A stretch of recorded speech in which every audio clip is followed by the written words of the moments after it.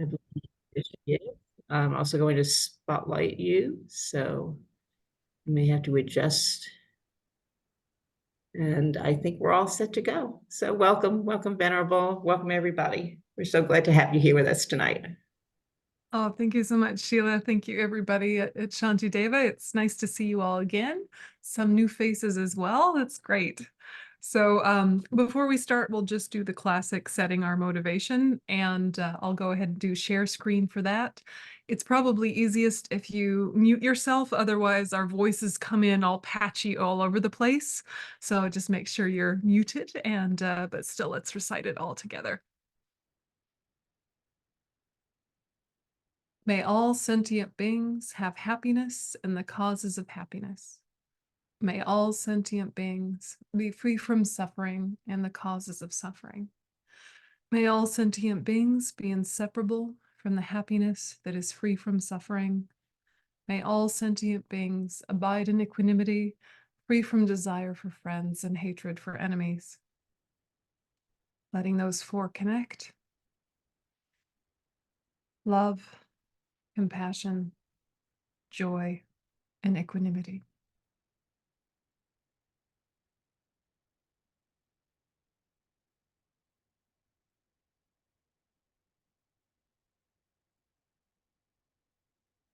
And then if you feel comfortable, we'll add refuge in bodhicitta. And if this prayer is new to you or these ideas you're not sure about, just let your mind really connect with altruism. Sangye churam sogi chunam lai janchu bhadu dani kapsu chi dagi chunyan gi pe sonam gi rola penjya sangye drupa sho sangye churam sogi chunam lai janchu bhadu dani kapsu chi dagi chunyan gi pe sonam gi Rola penjya sangye drupa sho sangye churon sogi chunam la janchu padu dani kapsu chi dagi chunyan gi pe sonam gi rola penjya sangye drupa sho. Okay. All right, so Wheel of Sharp Weapons. This is a very interesting text. It's one of my favorite texts, and I think that before we jump into it, maybe I'll just give you some context. I first studied this text in depth in 2003 with Khensa Rinpoche Geshe Tashi Tsering at Chenrezig Institute in Australia. And in that setting, it was all day, every day, except weekends, all day, every day, for about 8 weeks. So we did a deep dive into this text. It's a fairly short text. It's a few pages long. And it's something that really covers the whole Buddhist path. But the way it talks about it is from the perspective of karma. And what do you do with karma in terms of thought transformation? So there's a whole genre of Buddhist literature called lojong, or thought transformation, mind training. And lojong, thought transformation, mind training, what are you training your mind into? What are you training your mind out of? And what's kind of the context for all of that? So all of the texts of this genre are to try and train you out of self-cherishing. And this word in Buddhism really means an excessive self-focus. It doesn't mean good practical considerations like looking after yourself. So when we say self-cherishing in Buddhism, we mean that excessive self-focus that makes you really self-conscious and fragile, or that kind of self-centeredness that makes you oblivious to the needs of others or your impact on others. Or that really heightened form, which is just like ordinary selfishness, where you really are like, me first, everyone else can whatever. Yeah. So you're training yourself out of self-cherishing when you're using a lojong text, and you're training yourself into cherishing others. And cherishing others, the highest form in Buddhism is called bodhicitta. Bodhicitta, the mind of enlightenment, the mind seeking enlightenment, for the benefit of all sentient beings.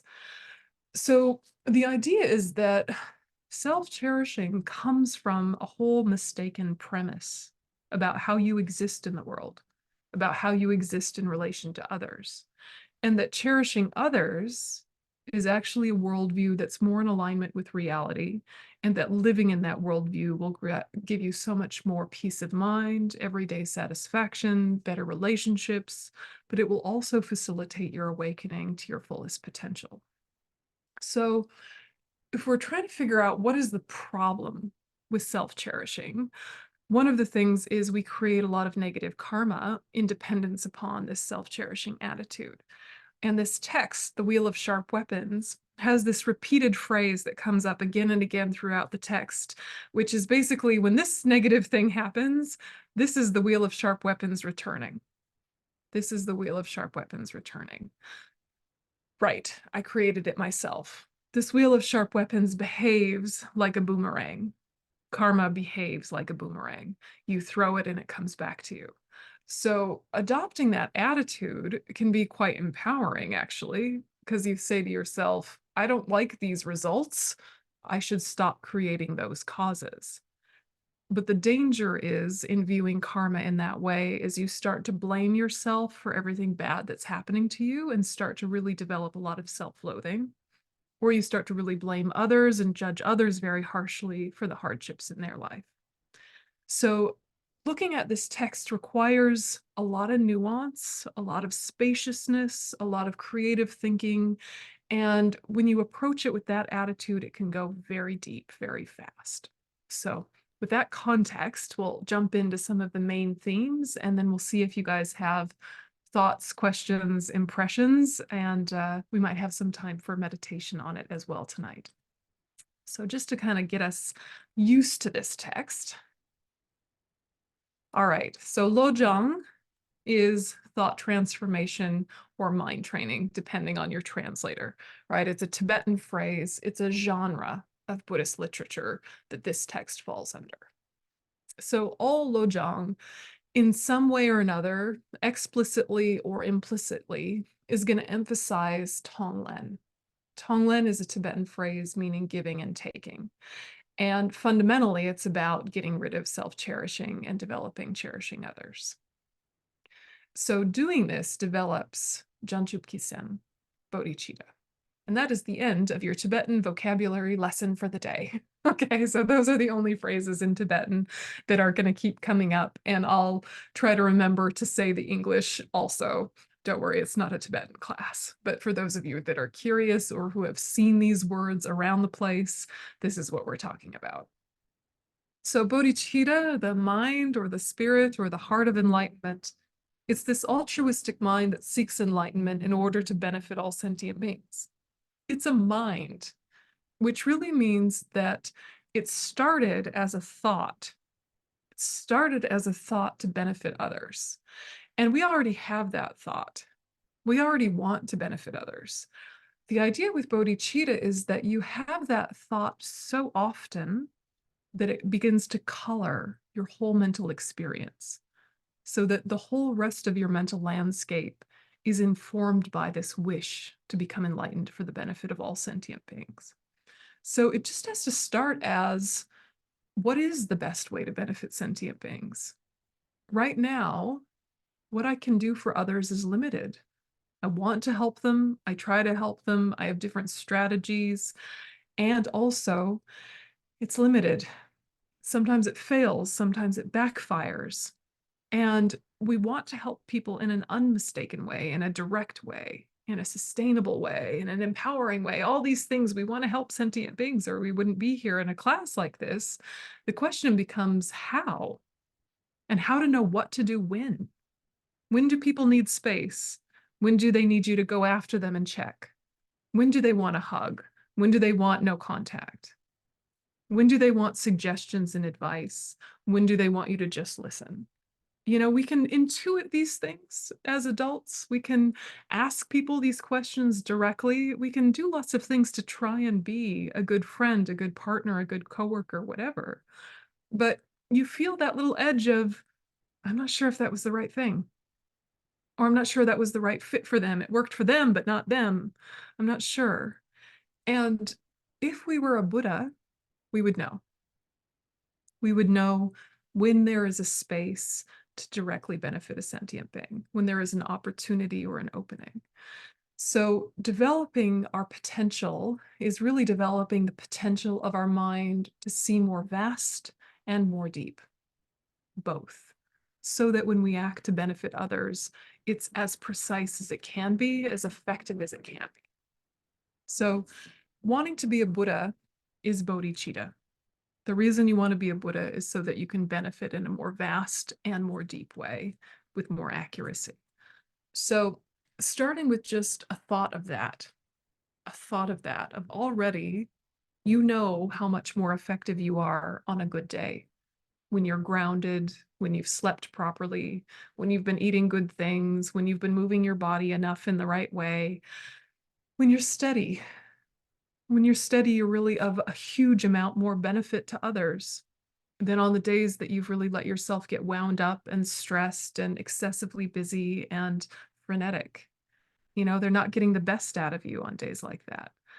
I think that's already clear to us, right? It's already clear to us that our kind of radius of benefit varies based on our own internal positioning. So really, we've already started on the path by recognizing that. Now what we need to do is organize that happening more consistently. Yeah, to really say self-cherishing is negative, but cherishing myself in the right way is actually part of cherishing others. If it's just for me, I can eat whatever crap I want. I can stay up as late as I want. I can do whatever I want. It's only hurting me. But if I need to be of benefit to others, I need to be healthy. I need to really make sure I look after myself because this is a vessel that is going forth and benefiting others. So getting rid of self-cherishing might mean that you actually look after yourself better than you do now because you're seeing yourself as a piece in this whole puzzle of how to get more well-being, more happiness, more health to the people around you and to all sentient beings. Is it making sense so far? So you're really just getting into this altruistic mindset that's seeing yourself a bit differently. Yeah, you're really seeing yourself as a tool to be of benefit to others. You want to make sure it's a happy tool because then it'll benefit better. Simple as that. You know, just as if you were taking care of a car, it's going to run better and carry more people more safely. Yeah, it's like you're the car, right? Make sure you get your oil changed, right? Drink enough water. So this is what we're moving to with this text, okay? So we want to develop bodhicitta, the mind of enlightenment. We're going to use thought transformation techniques. So there's conventional bodhicitta and ultimate bodhicitta. There's inspiring bodhicitta and engaging bodhicitta. But for today, just know bodhicitta is the mind of enlightenment or the mind seeking enlightenment for the benefit of all sentient beings. It starts as a thought. It grows into how you are, your way of life. So the Wheel of Sharp Weapons was composed a lot earlier than a lot of the lojong texts you may have come across. There's other references in like Nagarjuna's Precious Garland or Shantideva's Guide to a Bodhisattva's Way of Life. Some of you may study those texts. It's of the same genre, but it's actually kind of an earlier text. So this one came from the Indian master Dharmarakshita, somewhere around the end of the 10th century, beginning of the 11th century.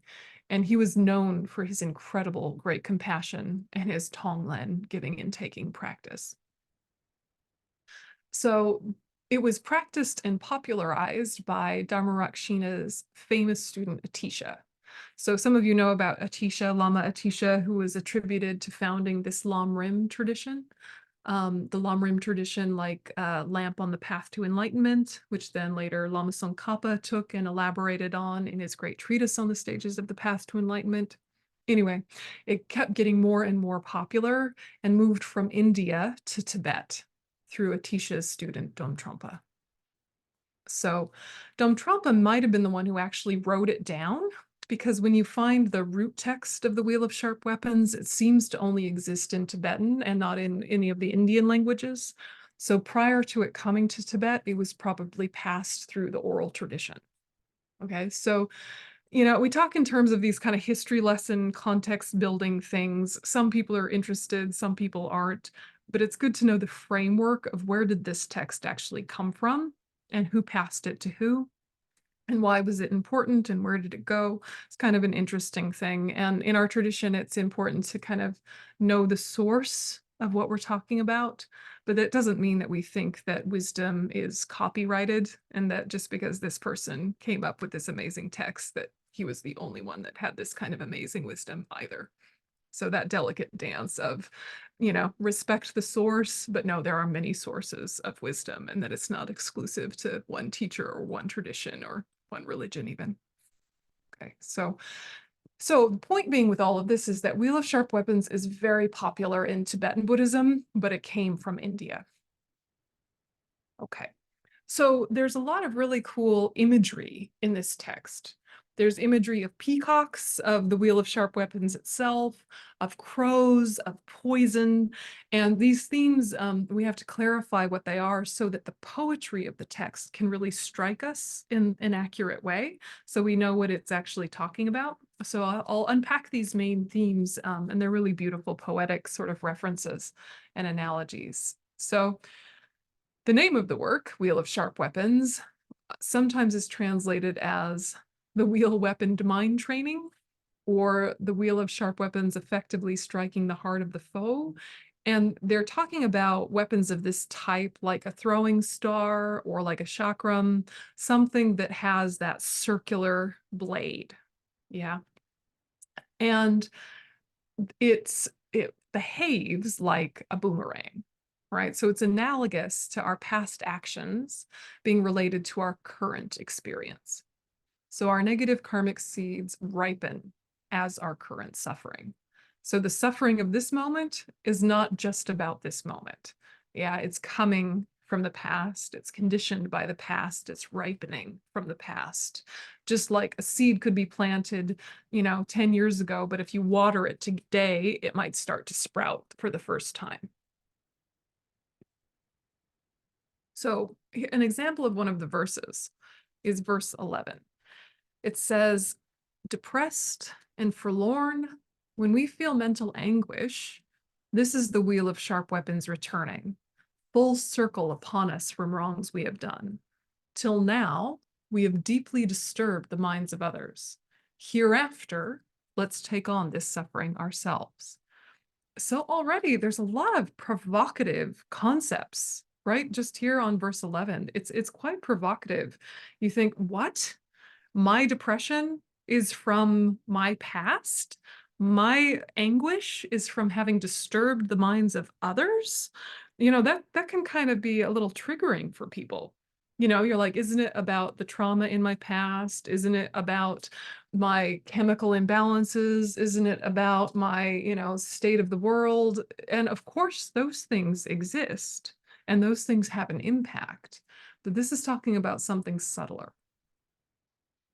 Okay, so when you look at this verse, examples of how not to think, okay, when you're looking at karma in general and these kind of verses, do not think I am bad and should be punished, right? And do not think others are bad and should be punished, all right? That's not what's being invited. Also, do not think my pain is my fault and I deserve pain. That is not what this verse is about. Or others' pain is their fault and they deserve pain. Do not think that. Okay. But you can see how you could make that mistake when you're looking at a verse like this. You could see how you could come to that conclusion. So let's just head it off at the pass. So it's also important to think my pain is my fate or destiny is a complete mistake. Don't think this is fate or destiny. Don't think it's inevitable and out of my control. The teachings of karma are not teachings on fate. Karma is not fate. Karma is not destiny. It's a very common misconception and it gets perpetuated in the world. Okay, so what it's asking us to think is the difficulty I'm experiencing has a cause. It's not random or out of nowhere. My life is a series of causes and conditions as I see in the natural world, right? An apple seed gives rise to an apple tree. They are related. My life is similar. And what is happening now relates to the past. How I respond creates my future. Okay. So here are some examples of how to think when you see a verse like this. So before we get any further, do you have questions about a verse like this? Do you have thoughts that come up or resistances or rebellions? How is it landing so far? Yeah, Sneh, go ahead. So in this example, where it says if you're feeling depressed and stuff, and then the advice is take the suffering on myself. And I'm just thinking, if someone's already in that state, Seems this like a doesn't help. yeah, it's like a terrible idea. Sorry, is that what you were going to say? Yeah. Yeah. And also, like, if someone was in that state, and if you are a friend and trying to help them, I could not say that to someone, you know. Exactly. Yeah. Exactly. And do not say this to someone. Yeah. And that's the thing with lojong is it is radical reframing. It is radical reframing. It is crazy talk in the world. It only makes sense with context and commentary. And so all of these verses are for you as an individual. They're not suggestions for how you advise others. And so much of Buddhism is like this, isn't it? Where it's like, if I say this to myself, it can be very effective. But if I say this to other people, it's going to land weird. It's not something to say to other people.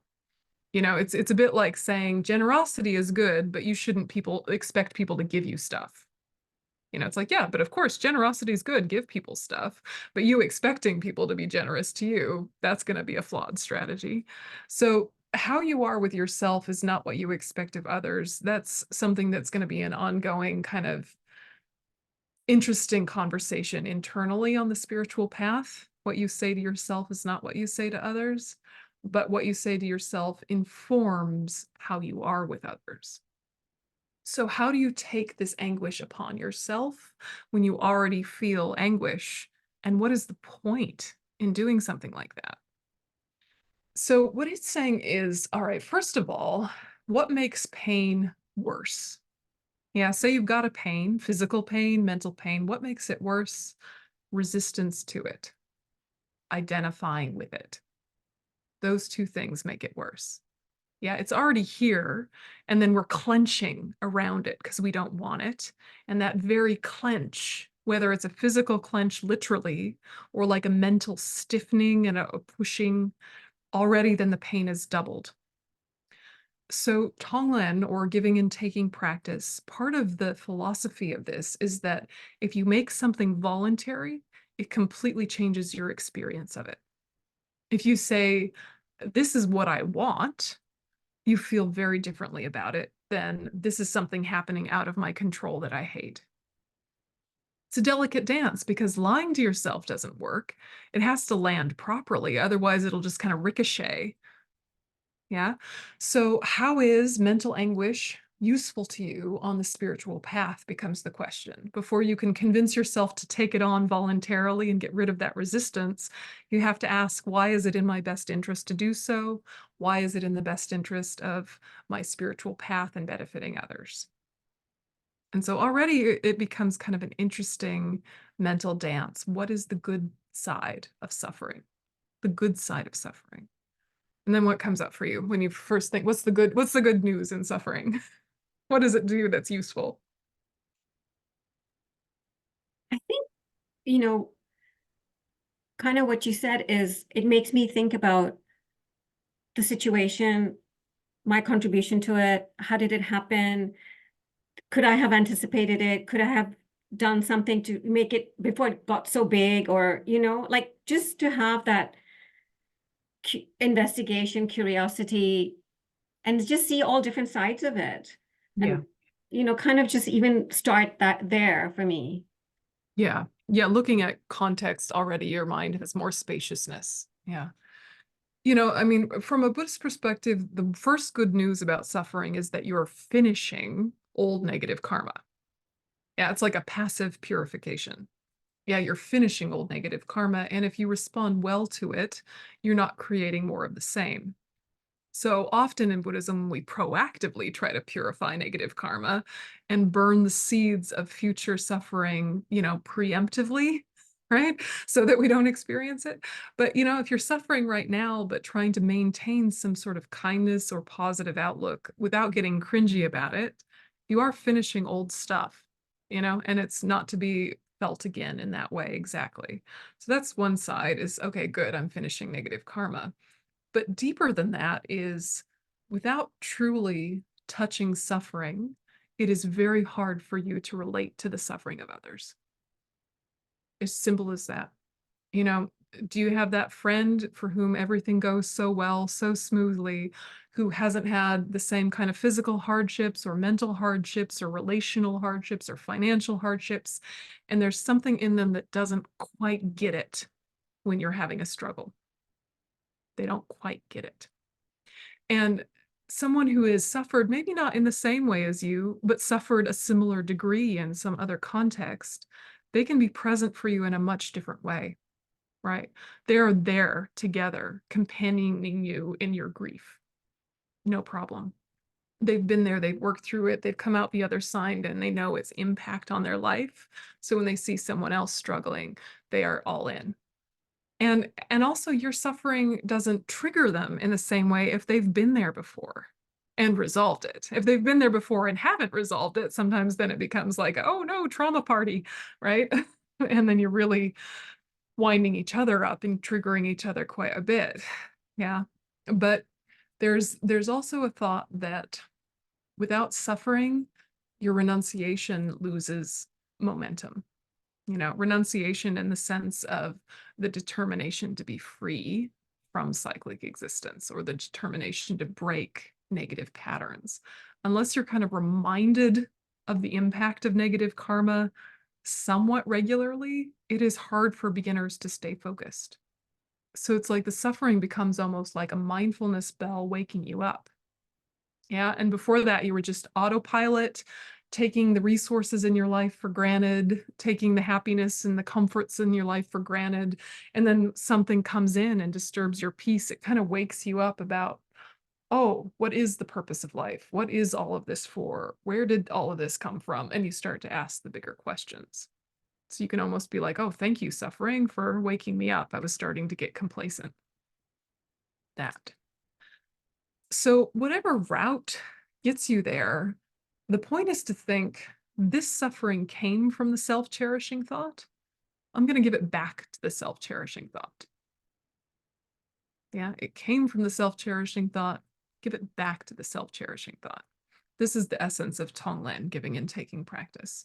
And by giving it back to the self-cherishing thought, I'm weakening its strength. And that means my heart is freer to be open. That means actually the warmth and the stability in my life actually increases. But it's counterintuitive. It's completely counterintuitive. And instinctually and in terms of like survival stuff, that makes perfect sense. Of course, avoid suffering. That's silly. Why would you want suffering? That's crazy. But in terms of the spiritual path, it's a whole different thing. This is the fuel that we need. This is the ingredients of understanding the human experience. Yeah. So viewing it as fuel for the path and viewing it as a way to weaken this default self-centeredness that we have, then we're moving in the right direction. Then we're seeing karma in a way that's really useful and helps us develop to bodhicitta. Normally in Buddhism, we study karma for the reason of developing stronger determination to be free from samsara. Yeah, that's why we study karma, and to develop stronger ethics of non-harmfulness. That's kind of the like heading, study karma for renunciation and better ethics. Yeah. But in lojong, you're studying karma in order to develop bodhicitta. And it's a very different way of looking at karma. And it's interesting and it's not as common. So just kind of getting your head flexible about, okay, let's look at karma for other reasons. deeper reasons than just to avoid future suffering. It's interesting, yeah. Yeah, what other thoughts come up? I'll put that verse back on the screen to refresh for you. Yes, it's it's a lot. Yeah. Jai, go ahead. Yeah, hi, howdy.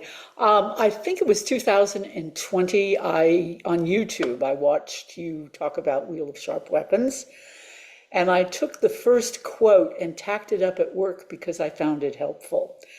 It's about, the peacocks wandering in the jungles of lethal poison, right? And that's what my work situation felt like. So it was inspiring to me because I thought, okay, I feel like I'm in this very lethal environment, but I can take that poison and transform it. And so I've been very inspired by the Wheel of Sharp Weapons ever since. It worked well. I'm now happily retired out of that situation. But I carry that lesson with me. Yes. Thank you. I'm glad. Yeah, this text, man, I mean, as I mentioned, like my first deep dive was 2003, and I keep coming back to it and keep coming back to it. It's been more than 20 years and it's like just never goes out of style.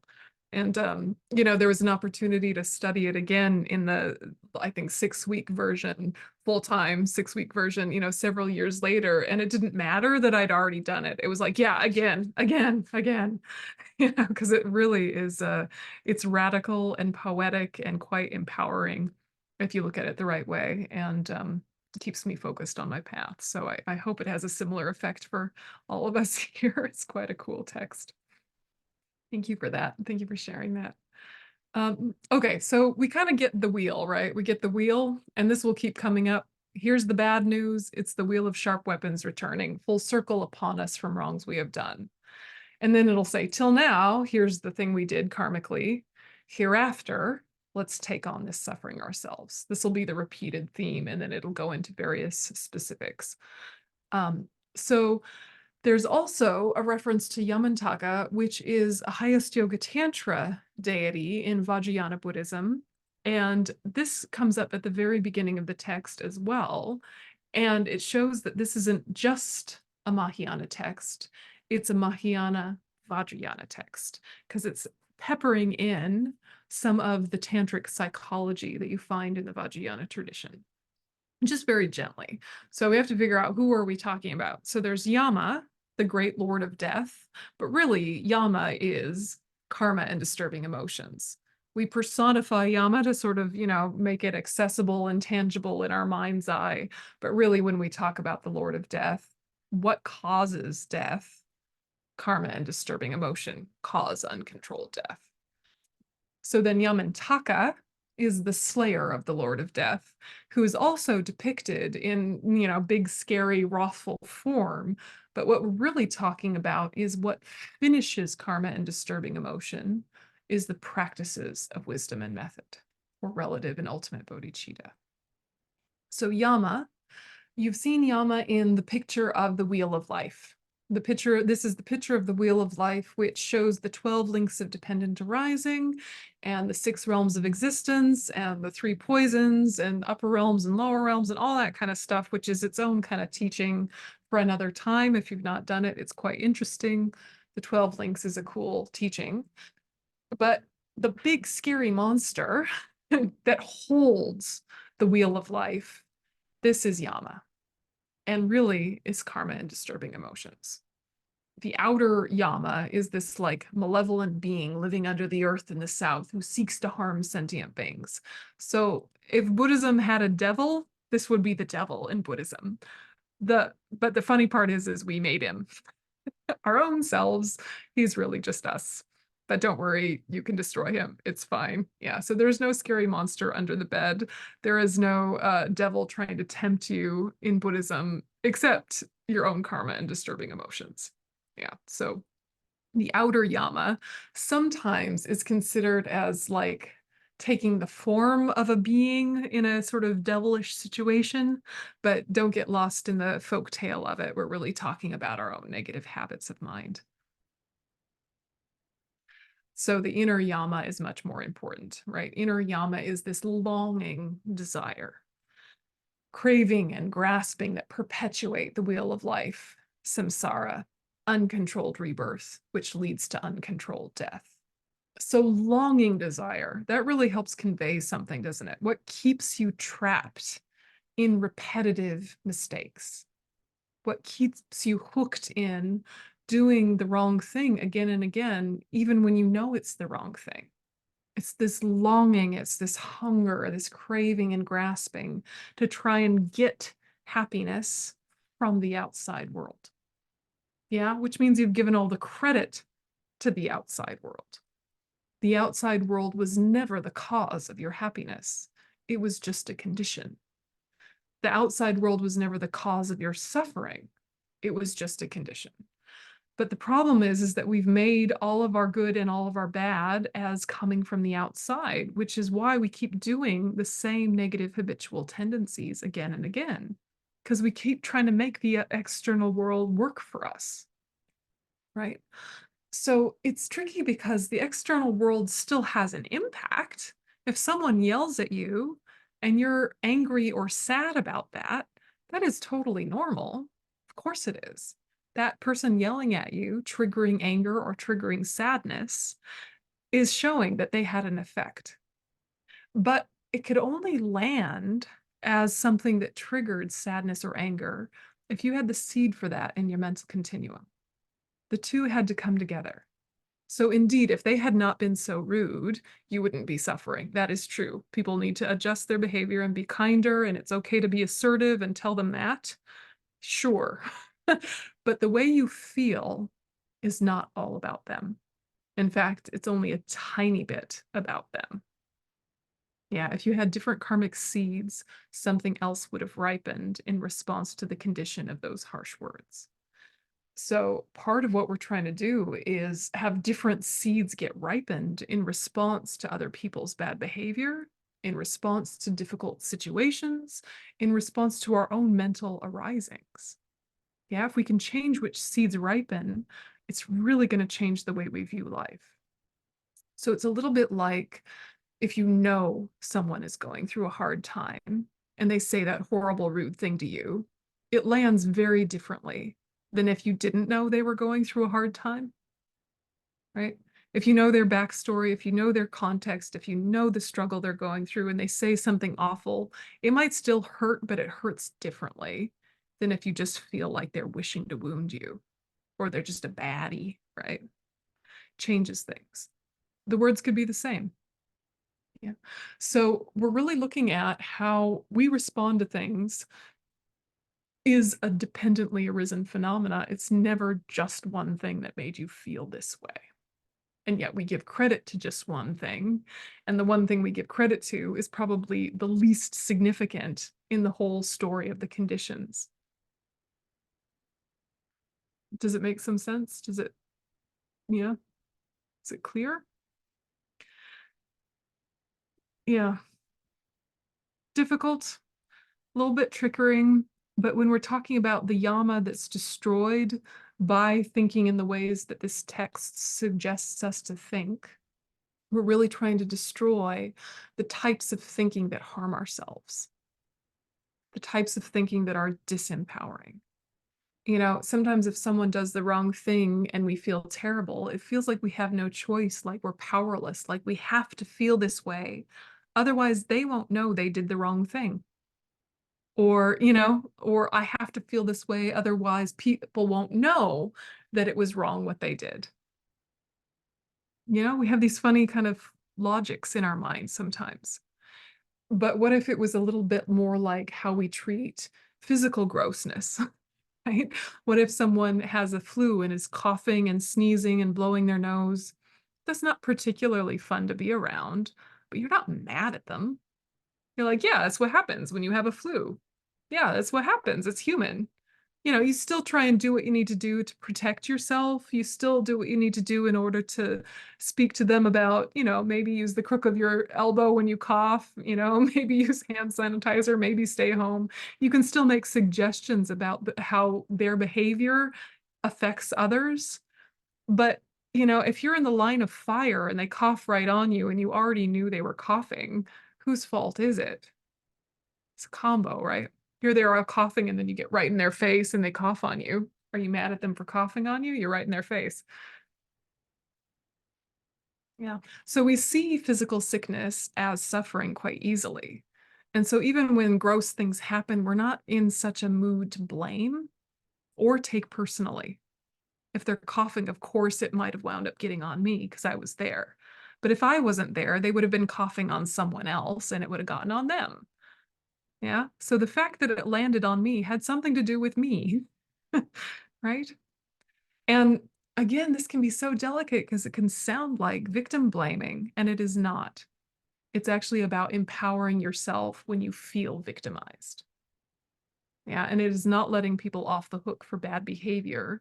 It's changing the spaciousness you have around their bad behavior, because their bad behavior feels like a mandate for some emotion that you feel. But actually, your response could be compassion. And if your response was compassion, you've got a lot more space to address their behavior. And if their behavior doesn't change, it's not affected your mental peace. You haven't given them the power to steal your peace of mind. And you may have actually set up conditions to help them. Yeah, so these are sort of the ideas around lojong that keep coming up again and again. So then there's what's called the secret yama. Sounds very secret, right? But really what we're talking about is subtle dualism present even when the seeds of suffering are burnt, imprints that exist until full enlightenment. So subtle dualism, or the imprints, this is what we call cognitive obscurations. So for those of you that are more senior Dharma students, if you're looking at the 5 paths and the path of meditation, this subtle dualism is present until you're a full Buddha, right? When those cognitive obscurations, the obscurations to omniscience, have been completely burnt or purified. So that's the secret yama, some of the main themes here. So Yamantaka, so scary, right? Look at all these heads, look at this blood, look at all of this, yuck, scary, right? Yamantaka, though, is actually more intimidating than Yama, right? The destroyer of the Lord of Death is actually the embodiment of the union of wisdom and method, ultimate bodhicitta, the wrathful emanation of Manjushri, whose sword of wisdom cuts ignorance. All of this is to say, wrath in Buddhism is different than anger. Okay. So in Buddhism, anger is the wish to harm.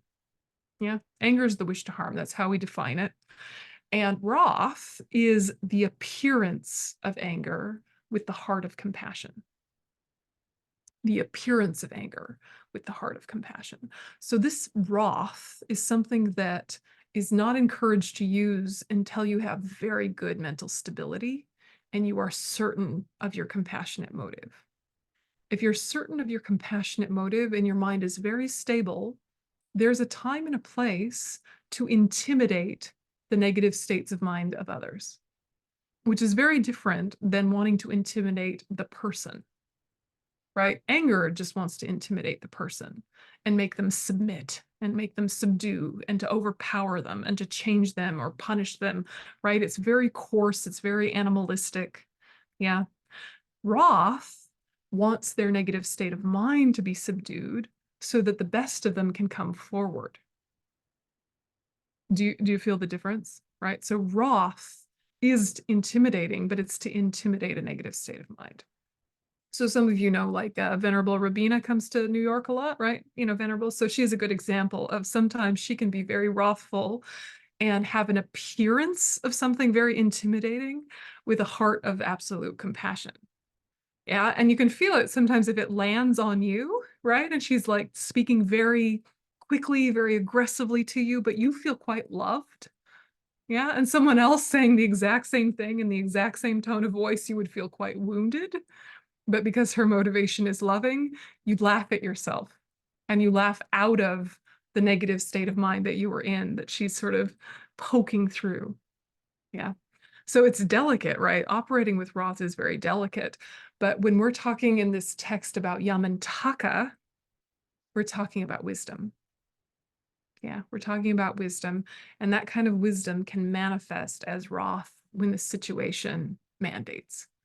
So probably the easiest situation in your life where you've had something like wrath has probably been when you felt protective of a child who was behaving in a dangerous way. Yeah, like the child is about to run into traffic. You might shout at them or grab them because you don't want them to run into traffic. It's a aggressive looking move, but it is for their welfare. Yeah, something like that.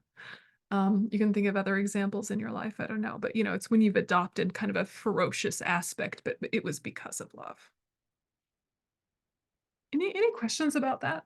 Wrathfulness, yamantaka. It's kind of a unexpected pivot in a lojong text, but it comes up at the very beginning, so it's good to flag it. Yeah, Pat, go ahead. Thank you so much for the description of yama and yamantaka. That's so helpful to me because one of my problems with this text is the kind of militaristic, violent imagery. I mean, I love all the imagery. I mean, it's really wonderful, but I really that particular weaponry is so it's so punishing, and so the way you framed it makes me able to accept it or Good. accept sort of pushing through, staying with it. Yeah. Yes, I really appreciated that. Oh, I'm glad. Yeah. Yeah, and I mean, it gets more full on as the text goes on, right? Like towards the end, it's like trample him, this conception of self, like it's so full on, and you're like, chill out, Dharmarakshita, like Chandarakshita, right? Chill out, like what? But what he's really saying is there are times in our life where we have a powerful energy that can be utilized for good, but so far we've only used it in very coarse animalistic ways that just perpetuate the cycle of violence.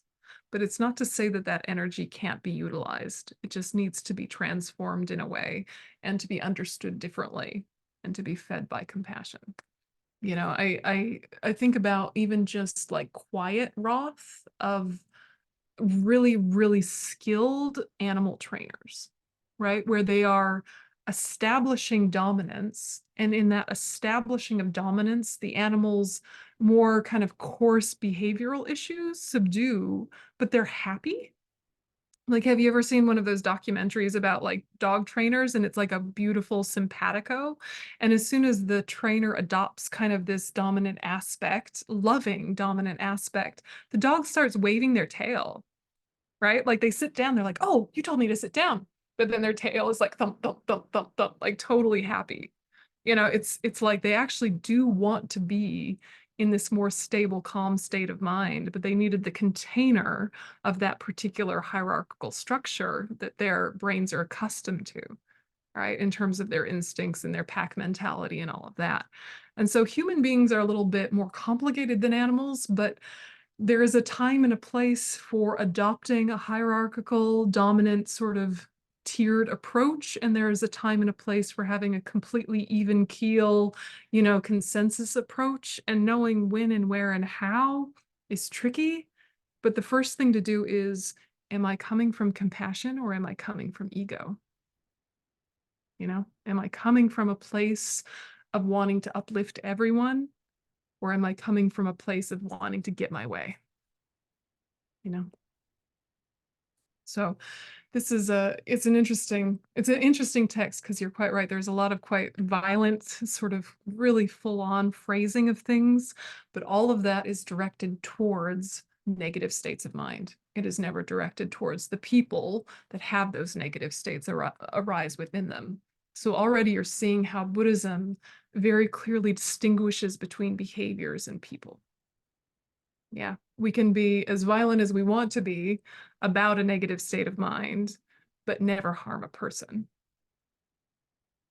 Yeah, and that distinction is really important. But for us at our level, it feels our bad behavior, even if we don't like it, our bad habits, even if we're embarrassed about them, feel kind of like they're us. So to aggressively try to uproot them feels like an attack on the self. Yeah, and it feels like an act of self-harm, even about things you don't particularly like about yourself. You're too intertwined with identifying with them. So what we're trying to do is identify, not identify with. Yeah. And then you're like, my anger, problematic. Your anger, problematic. Their anger, problematic. Anger is problematic. I am not anger. They are not anger. Anger is always problematic. It's a very different way of kind of approaching these things than how we were brought up and how we're modeled. Yeah. So the first line of the text is the name of this work is The Wheel of Sharp Weapons, effectively striking the heart of the foe being self-cherishing and also later self-grasping. And it says, I pay heartfelt homage to you, Yamantaka. Your wrath is opposed to the great Lord of Death. So now this line hopefully makes sense. Yeah. So what not to think, if I want to stop uncontrolled birth, aging, sickness, and death, I need to be passive about my current conditions and just accept them. Yeah, maybe I should seek out more suffering. Don't think that. Yeah. What we want to think here when we read this line is, if I want to stop uncontrolled birth, aging, sickness, and death, I need to stop creating the causes and purify previously created causes. All right, so then we have these two, peacocks and poison, which is really transforming what could potentially weaken us into what could actually beautify us. Okay, so this is what Jai mentioned. So the first verse after the heading verse is, in the jungles of poisonous plants strut the peacocks, the medicine gardens of beauty lie near. The masses of peacocks don't find gardens pleasant, but thrive on the essence of poisonous plants. Yeah, lots to unpack there. Okay, in the jungles of poisonous plants, samsara, strut the peacocks, bodhisattvas. Though medicine gardens of beauty lie near, like the pure lands that they could be in. But these masses of peacocks, bodhisattvas, don't find gardens pleasant, but thrive on the essence of poisonous plants, the samsaric environment. Okay. So in a similar fashion, the brave bodhisattvas remain in the jungle of worldly concern. No matter how joyful this world's pleasure gardens, these brave ones are never attracted to pleasures, but thrive in the jungle of suffering and pain. So not only do they reject abiding in pure lands, they actually are comfortable being in the worst of the samsaric environments, not even just the beautiful parts of the samsaric environments. So the footnote here from Geshe-Nawan Darge is that bodhisattvas, or brave ones, the spiritual offspring of Buddhas, are those beings who have the enlightening attitude, bodhicitta, to work toward the attainment of Buddhahood. That is enlightenment for the sake of all beings. So when you see a reference to peacocks, we are talking about bodhisattvas, people with bodhicitta. And then the poison as samsara. The poison in this case is apparently aconite or wolfsbane, which is analogous to the danger of living in a samsaric environment. It can make you more angry, it can make you more suffering. And also the samsaric pleasures can make you more lost in pleasure seeking in a hedonistic way. So this poison is looking at utilizing samsaric pleasures without renunciation and bodhicitta is problematic. This poison is analogous to the danger of afflictions like anger, attachment, pride, jealousy in general, and the challenges of suffering. But the particular poison here, aconite, is used as the analogy because it's poisonous in general, but used in small amounts at the correct pace and dosage was used in traditional medicines and actually made you stronger. So that's why this particular poison was flagged in the text, is that aconite has that dual thing where if you just take it without the right conditions, it will make you sick. But if you take it in the right conditions, it will make you stronger. So peacocks as bodhisattvas, right? They're like bodhisattvas in these different ways. So just as the colors of the peacock's feathers grow more radiantly beautiful when they eat plants that are poisonous to other animals, bodhisattvas shine with blissful happiness by making use of such poisonous delusions as desire and attachment for the benefit of others. right? So they make use of poison. Make use of poison. All right.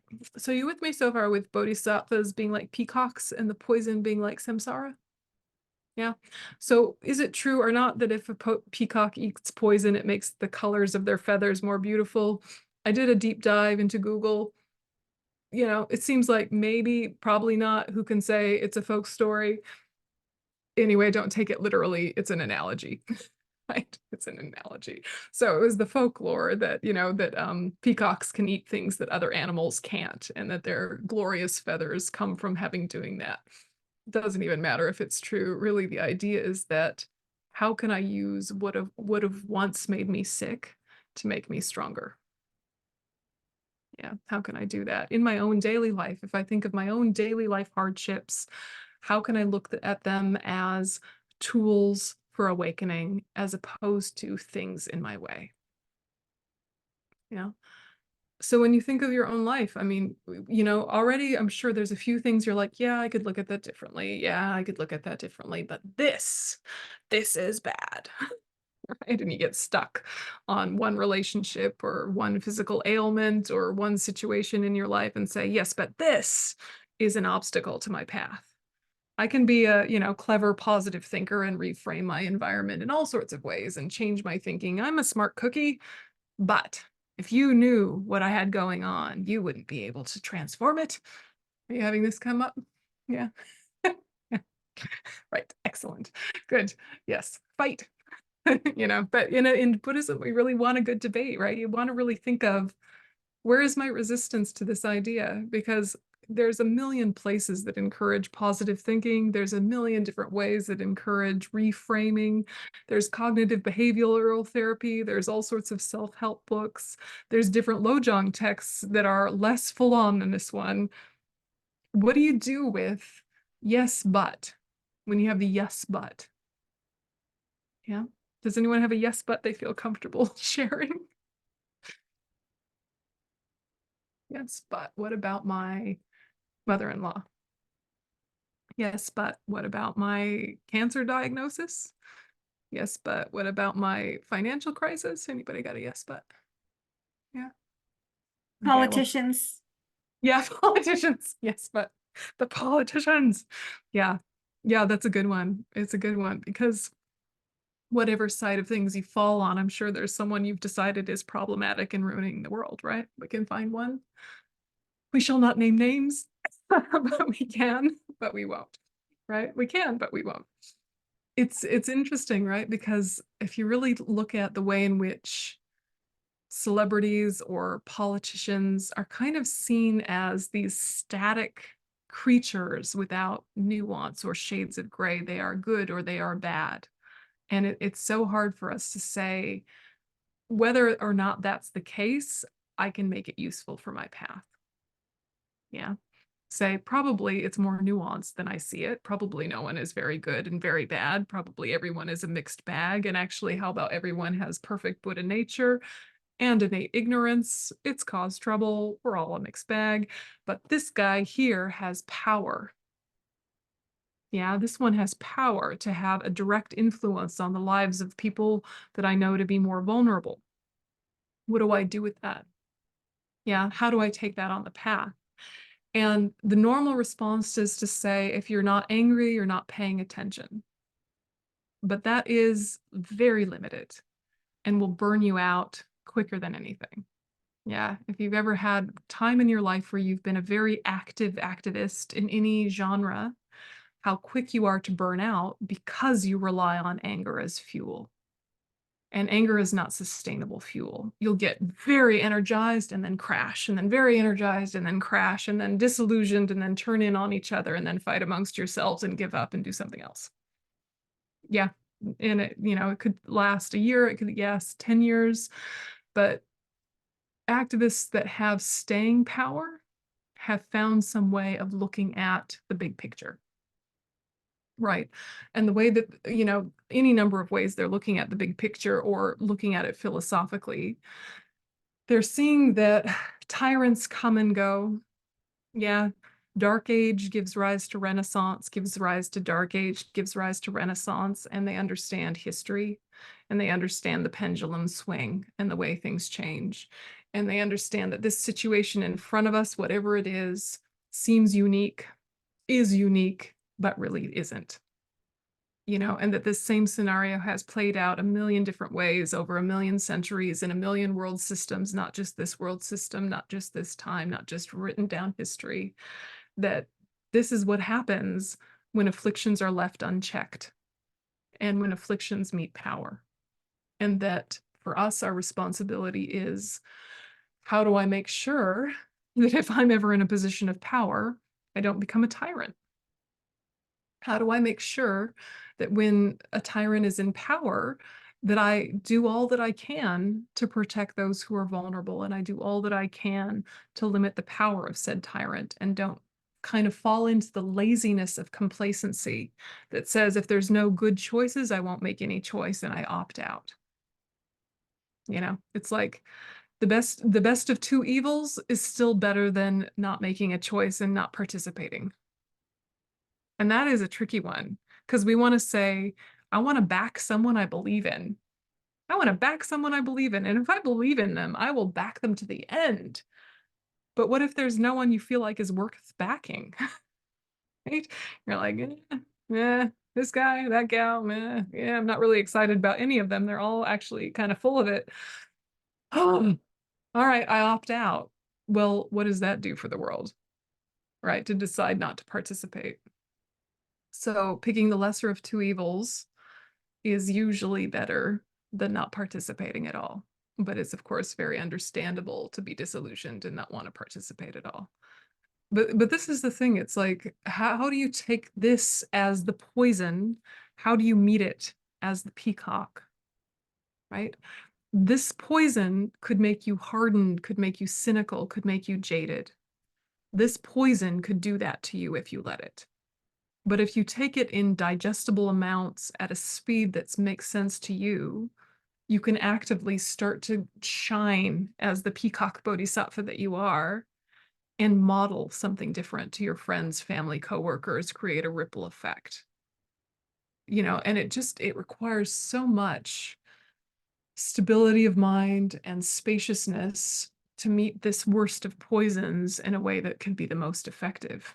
It's a big ask, you know, and if you don't feel up to it, choose something smaller, you know, choose a boss that's sort of inconsistent sometimes, but generally nice, right? That amount of poison maybe you can work with, right? Or just the neighbor that uses the leaf blower. Aggravating, but workable. You know, like pick the amount of poison you feel up to taking on and it will make you beautiful. Because everything gets easier with familiarity. So it's like, don't start with the worst thing. Don't start with the worst person in your life. Start with someone who is a manageable amount of hard. Yeah. Really, the parallels between thought transformation and kind of what a strategy a bodybuilder would have, you know, there's on the depths, there's very little parallels because, you know, bodybuilding is often quite egocentric, right? But the strategy of how do I get stronger does apply. And the way in which they view pain does apply because they start to love to feel the burn.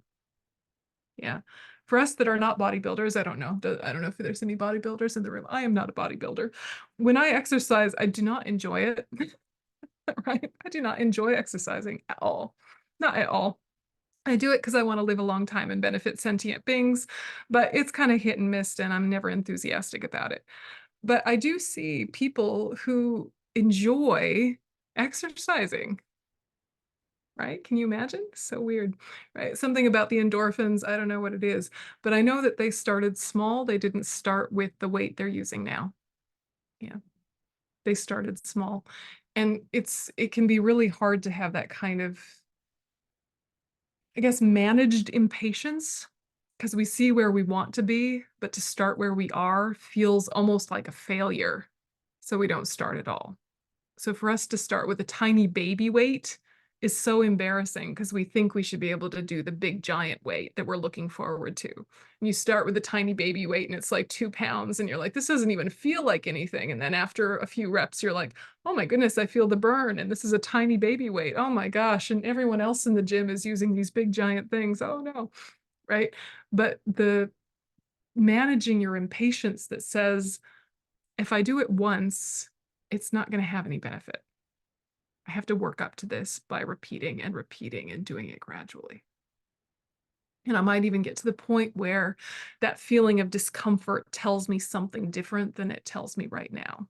Right now, it tells me this is hard. This is going to take a long time. I don't feel like it. Right. But eventually it might be like every moment of this discomfort is making me stronger than I was before. And I actually like the feeling of this effort. And this is the approach to bring to our lojong. Yeah, is that actually this very effort of trying to work up to seeing poison as medicine and actually utilizing it as such, that very struggle of something unexpected coming into your life or something difficult happening in the world, you're almost delighted. You don't want it to have happened. You're not getting weird and masochistic, but you're like, oh, here's my chance. Here's my chance. Yeah, so honor your yes buts, but don't give in to them, right? Just small, gradual change and managing your impatience about how fast you think you should be going. So this is the analogy of the bodhisattvas here. And just as peacocks have 5 crown feathers, bodhisattvas have the attainment of the 5 graded paths for enlightenment. So these are the 5 paths that I briefly mentioned before. You don't need to remember these if you're not familiar with this teaching already, but just kind of for those of you that are. Then, just as the sight of a peacock's colorful display gives us great pleasure, the sight of bodhisattvas uplifts our mind because of their bodhicitta. So I'd like to pause at this one because there are people in our life who, when they walk in the room lights up. Yeah, the room lights up. Whatever their physical appearance, whether conventionally beautiful or not, conventionally handsome or not, doesn't really matter. Them walking to the room lights up. And this is the effect of the positive state of mind they come in with. Yeah, it creates a radiance. It really does create a radiance, and you create a radiance when you're in a good space. And sort of honoring yourself as a positive condition for others is part of development on the bodhisattva path. To know already you have an impact when you walk into a room, but when you're in the stable, calm, best place that you're able to get to so far, you are one of the ones that lights up the room. Yeah. I mean, even if you were to interview your housemates, whoever you live with, right? Interview whoever you live with or your pets. I don't know if they could tell you they would. But, you know, when you're in a good space, the house breathes easier, right? The house breathes easier when you're in a good space. Yeah. So think how much more so if you develop this mind of enlightenment so that it's so stable that it's consistent always, the way in which it will uplift the minds of others. Okay, so let's have a 5-minute break and then we'll do a meditation. Yeah, 5 minutes.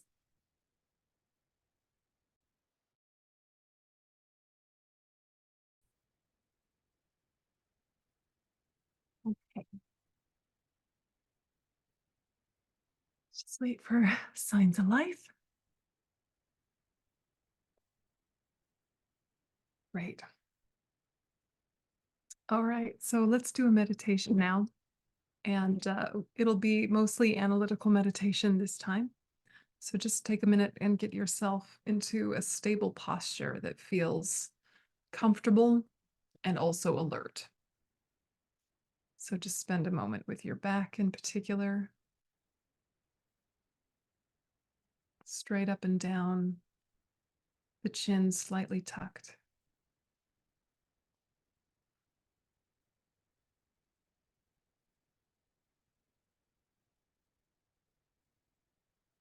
And let your mind be aware of your body. Aware of your body with a kind gaze. that invites relaxation and encourages balance. Appreciates this vehicle.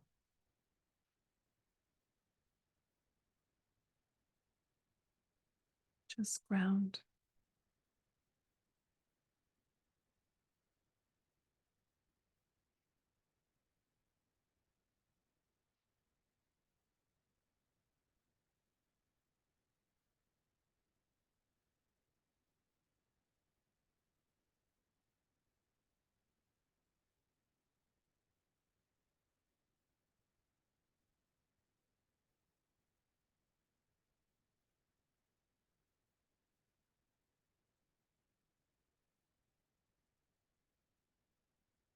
And let your mind come back to the motivation that we started the session with. I'm doing this class, this meditation, this life in order to increase immeasurable love, immeasurable compassion, immeasurable joy, immeasurable equanimity. And I do this with refuge in the Dharma, those tools and techniques of transformation.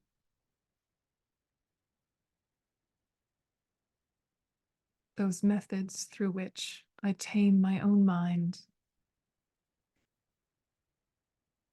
and come to safety within myself.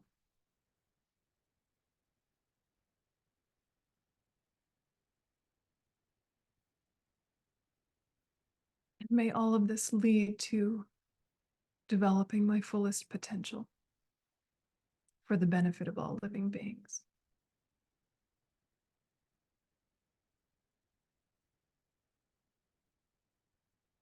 Just refreshing that motivation of altruism,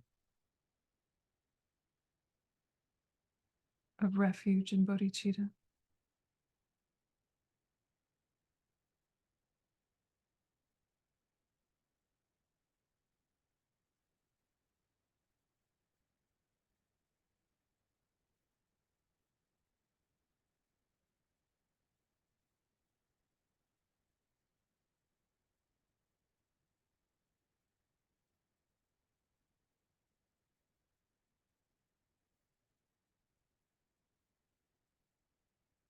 And then think about verse 11. Depressed and forlorn when we feel mental anguish. This is the wheel of sharp weapons returning. Will circle upon us from wrongs we have done. Till now we have deeply disturbed the minds of others. Hereafter, let's take on this suffering ourselves. First, just be with the verse, asking yourself, how does this land in my mind, given the conversations we've just had?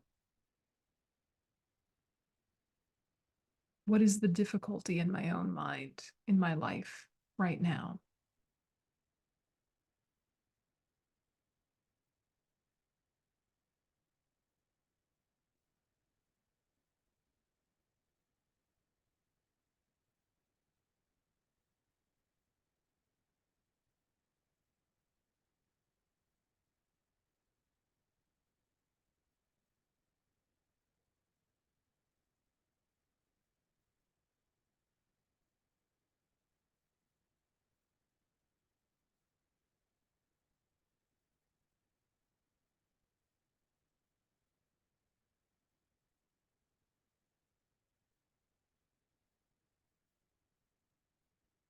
And so first, reminding yourself, this is not an invitation to think that I am bad and should be punished. This wheel of sharp weapons returning, full circle upon us from wrongs we have done, doesn't mean that we should be punished. Not at all. This depression, this difficulty, all our forms of mental anguish, this is simply a result, simply an effect.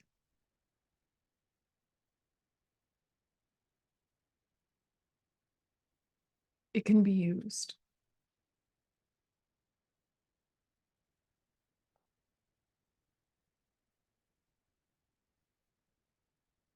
And similarly, when we see others suffering, we're not thinking it's only right, it's just.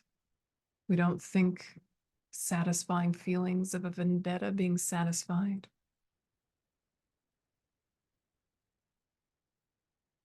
We're thinking their difficulty is also a result, an effect.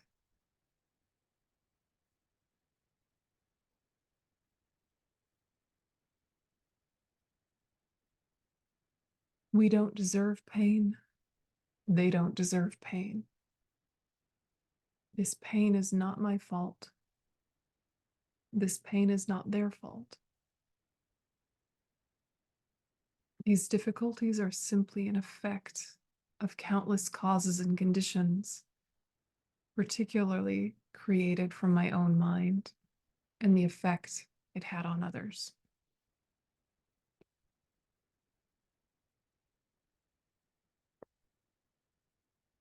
This pain is not inevitable. It's not out of my control. It's not fate or destiny.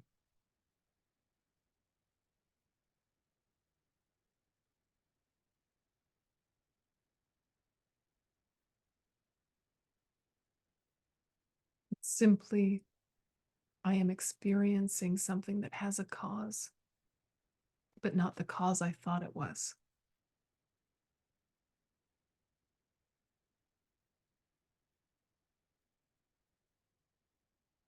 My life and its experiences are a series of causes and effects, as I see in the natural world.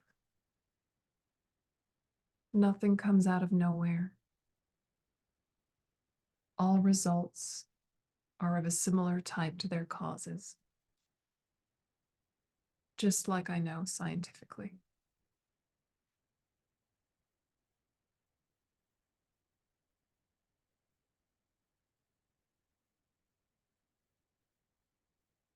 So what's happening now relates to my past. How I respond creates my future.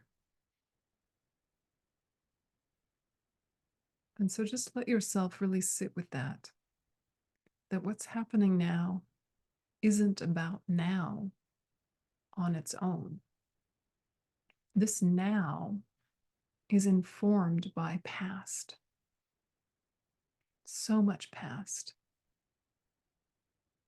This continuum of consciousness has done countless positive, negative, and neutral actions from beginningless time. Planted countless seeds on this mental continuum. And then right now met with conditions that watered them. So they're sprouting now, but I didn't make them now. There's no reason to give all the credit or all the blame to what's happening right now.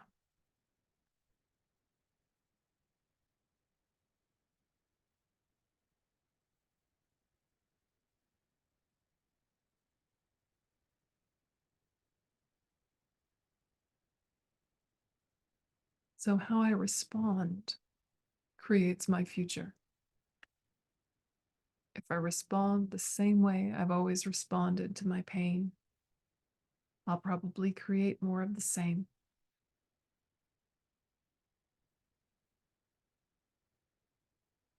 But if I treat this pain, this poison, like medicine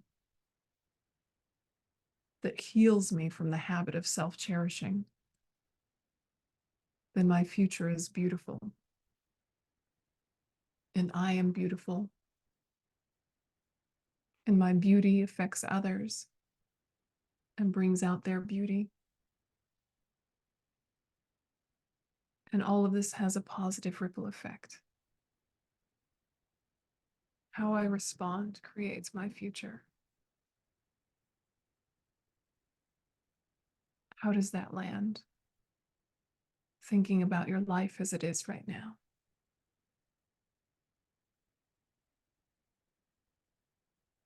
How can I make this poison into medicine?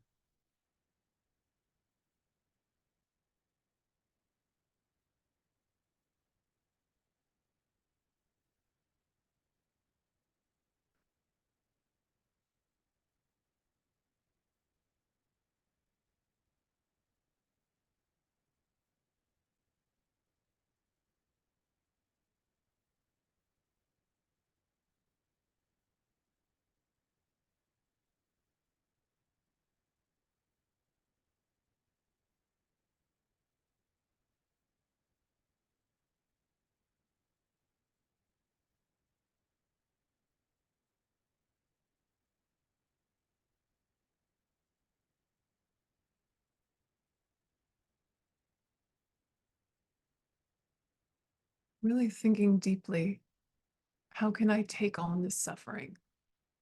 How can I make it feel voluntary?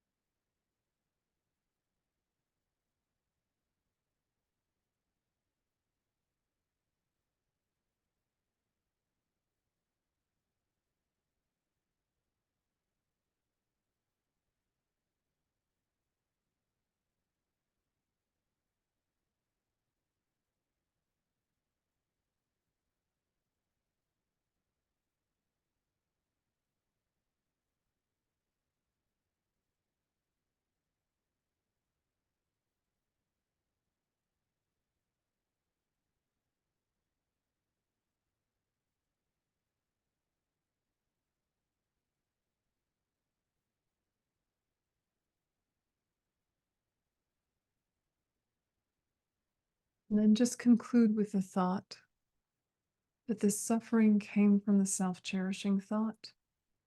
May I give it back to the self-cherishing thought, weakening it, allowing my heart to be released, to expand, to fill myself, to connect with others.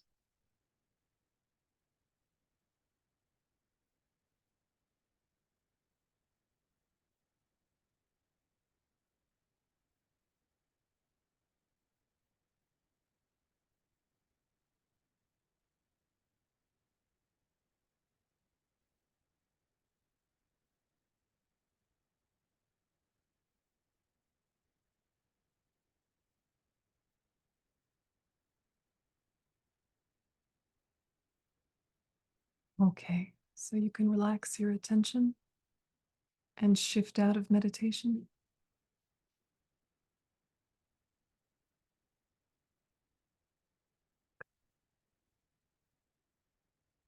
Did you have any insights or obstacles that you want to talk about while it's fresh? Yeah, Mary, go ahead. Hi, two things came up for me, and the first one is, does this purify negative karma? And the second is, how would it stop you from doing negative actions again in the future? That, Yeah, like if somebody gossiped about you, how does it help you to stop gossiping? yeah, yeah, yeah, it's a good question. Definitely thinking in this way definitely purifies, definitely. Um, the way in which it prevents you doing it in future is reflecting on the harm it gives you. You don't want to create that harm for others, and you don't want to receive that harm again yourself. So you become very strategic about which patterns do I need to break. Of course, it's normal to want to clap back. Of course, it's normal to want to retaliate. That's very human. But what has it led to? And the damage in relationships and the damage in my karma and the habit to keep doing it. So karma has a lot of effects. One of the effects is to receive more of the same. One of the effects is to have the tendency to do the same thing yourself. And those might have different percentages for different people. You might experience something that you have no particular wish to do yourself, and that side of it is kind of finished for you. But often what you receive is what you're continuing to want to do, even though you know it's not ideal. So thinking of it as this is the wheel of sharp weapons returning full circle upon me for wrongs I have done. It's a wheel of sharp weapons. It's painful, right? It's not what you want to happen. You don't want karma to behave like a boomerang of sharp swords. You want karma to come to you like flowers, right? You want that kind of boomerang. Yeah. I'll throw flowers at you. You throw flowers at me. It's a flower party. That's what we want. Yeah. So it really can help you say, if I don't want the effect, I need to stop creating the cause. Yeah. And while I'm experiencing the effect, may I make it useful rather than just have resistance and escalate my suffering. Yeah, thank you. Thanks very much. Okay, we'll go ahead and dedicate. And next time we'll do some more verses and look a little bit at the analogy of the crows.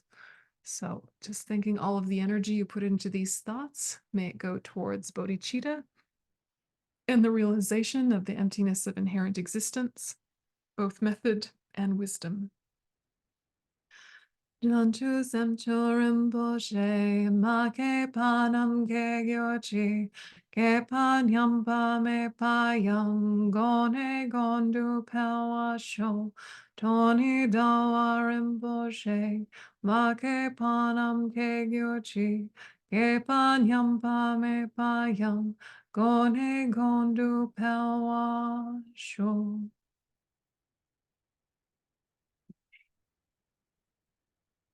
Thank you very much, everyone. Have a good night, and really have a good read through the first few verses of the text and just see if you have any questions that you want to start the top of the next session with.